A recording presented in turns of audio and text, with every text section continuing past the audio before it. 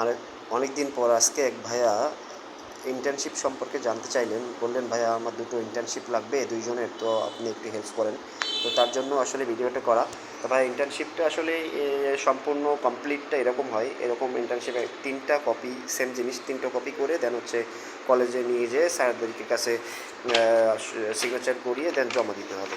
হ্যাঁ, এভাবে সার্টিফিকেট এখানে থাকবে। দেন এভাবে টোটাল একটা ইন্টার্নশিপ, পূর্ণাঙ্গ একটা ইন্টার্নশিপ তৈরি হবে।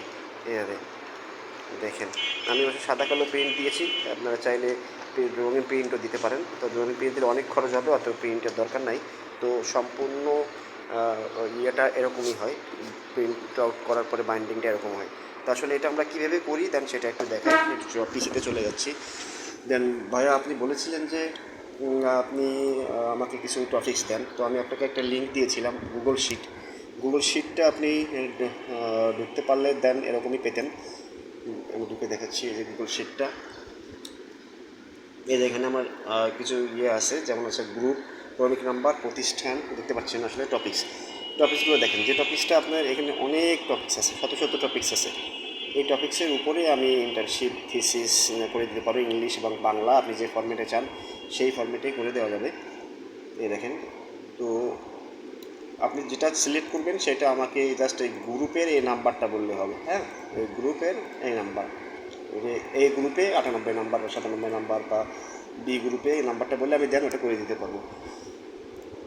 তো ভাই আমাকে চেয়েছিলেন যে আপনি হচ্ছে কোনটা, গ্রামীণ ব্যাংকের ক্ষুদ্র ঋণ বিতরণ কার্যক্রম।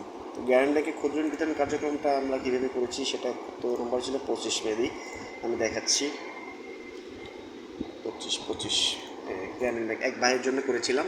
এটা আপনি চেয়েছেন, অন্য কলেজে এক ভাইয়ের জন্য করেছিলাম। তো কভার পেজটা আমি যেটা দেখালাম, এই যে এটা আসলে এরকম হবে, এরকম একটা ড্যামো। এটা হ্যাঁ, ড্যামোটা তৈরি করার পরে এই যে গ্রাম ব্যাংকের প্রতিদিন কার্যক্রম, তার নাম এখানে থাকবে, উপস্থাপনায় এবং তত্ত্বাবধায়ক যে থাকবেন স্যার, জমাদান প্রয়োগকারী। কভার পেজটা এখন আলাদা। এটা হচ্ছে ওনারা একটা প্লাস্টিক ফরম্যাটে প্রিন্ট দিয়ে দেন এটা ইয়ে করে। হ্যাঁ, এটা আলাদা দিয়েছি আমি।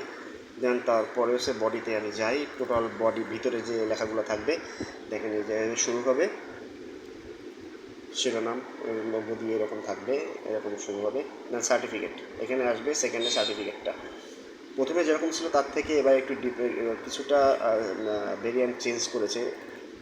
সার্টিফিকেটটা যে গ্রামীণ ব্যাংকের প্যাডের উপরে থাকবে, গ্রামীণ ব্যাংকের প্যাডের উপরে তারা একটা সার্টিফিকেট দিবে, আপনি সেখানে 1 মাসের ইন্টার্নশিপ করেছেন। এই যে ডেটটা মেনশন করা থাকবে, আপনার নাম, আপনার রোল নাম্বার মেনশন করা থাকবে, তাদের প্রতিষ্ঠানের প্যাড, এটা অরিজিনাল প্যাডের উপরে তাদের সার্টিফিকেট তারা দিবে। ওকে, এবার আসি বডিটা কীভাবে করা হয়েছে। এখানে থাকবে ওদের যে রুলস অ্যান্ড রেগুলেশন, যেটা তাদের নিয়ম, যেভাবে গাইডলাইন দেওয়া আছে ঠিক সেভাবেই করা। যে ঘোষণাপত্র, তত্ত্বাবধায়কের সনদ, এখানে সিগনেচার হবে, তত্ত্বাবধায়কের সনদ, কৃতজ্ঞতা স্বীকার, সার সংক্ষেপ, এই সূচনা। সূচনা দেখেন, দেখবেন, দেখলে বুঝতে পারবেন। টেবিল অফ কন্টেন্ট যেভাবে উন্মুক্ত বিশ্ববিদ্যালয় চেয়েছে ঠিক সেইভাবেই টোটালটা এরকম করা। কিন্তু অধ্যায় 1 শুরু হয়েছে সূচনার যে গবেষণার পাঠভূমি, গবেষণার উদ্দেশ্য, গবেষণার যৌক্তিকতা, গবেষণার সীমাবদ্ধতা, 2 গবেষণার পদ্ধতি শেষ করে আসছে 3 প্রতিষ্ঠান সম্পর্কিত তথ্য। কিন্তু প্রতিষ্ঠান সম্পর্কিত সকল তথ্য এখানে দেখেন। ভিডিওটা বড় হয়ে যাচ্ছে, আমি সংক্ষেপে দেখানোর চেষ্টা করছি, আপনি আসলে বুঝতে পারবেন। প্রতিষ্ঠান সম্পর্কিত তথ্য চলছে এখনো। হ্যাঁ, প্রতিষ্ঠান সম্পর্কিত তথ্য 3য় অধ্যায়ে চলছে।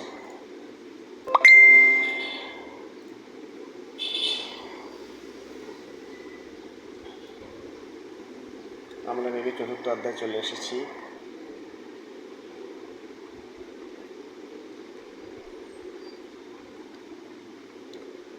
পঞ্চাশ 50 পেজ, মোট 79 পেজ আছে এটা। এর অধ্যায় টোটাল ইয়ে করে আস্তে আস্তে শেষ হয়ে আসছে। এই 4র্থ অধ্যায়ে চলে আসে সাহিত্য পর্যালোচনা।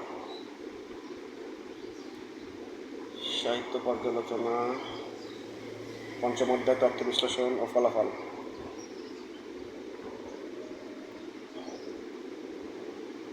এবার 6ষ্ঠ অধ্যায় আসবে, চলে ফলাফল। এই যে ষষ্ঠ অধ্যায় উপসংহার ও সুপারিশ। সুপারিশ তথ্যসূত্র, কোথা থেকে আমরা পেয়েছি এই জিনিসগুলো সব এখানে তথ্যসূত্র থাকবে। পরিশিষ্ট, একেবারে শেষে পরিশিষ্টটা দিয়ে শেষ করা হয়েছে। এখানে 79 পেজ আছে। এইভাবে একটা ইন্টার্নশিপ তৈরি করা হয়। আপনি যখন আমার কাছ থেকে ইন্টার্নশিপ তৈরি করাবেন ঠিক এভাবেই হবে।